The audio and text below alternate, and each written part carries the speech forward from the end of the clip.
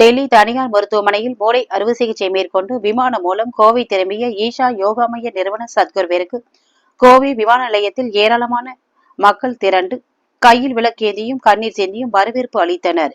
ஈஷா யோகா மைய நிறுவனர் சத்குரு ஜக்கி வாசுதேவிற்கு கடந்த 17ஆம் தேதி டெல்லி அப்போலோ மருத்துவமனையில் மூளை அறுவை சிகிச்சை மேற்கொள்ளப்பட்டது.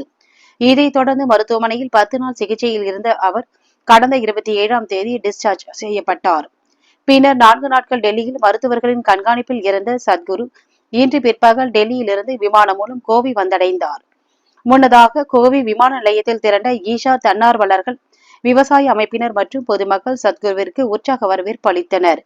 வரவேற்பு பதாகைகளை கையில் ஏந்தி ஒரு தரப்பினரும், பெண்கள் தங்கள் கைகளில் திருவிளக்கையும் மலர் தட்டுகளை ஏந்தியும் வரவேற்பு அளித்த நிலையில் ஆண்களும் பெண்களும் கண்ணீர் மல்க கதறி அழுது சத்குருவை வரவேற்று ஈஷாவிற்கு வழி அனுப்பினர்.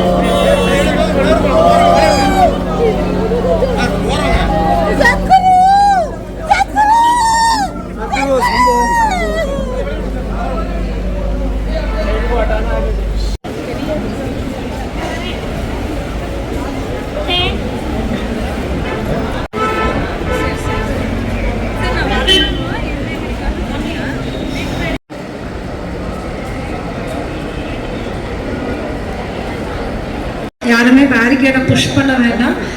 எல்லாரும் அமைதியாக நின்று சேட் பண்ணி சத்குருவை வெல்கம் பண்ணோம் அப்படின்னா எல்லாருமே பார்ட்டிசிபேட் பண்ணுற மாதிரி இருக்கும். ஸோ எல்லாருமே கொஞ்சம் சப்போர்ட் பண்ணுங்க.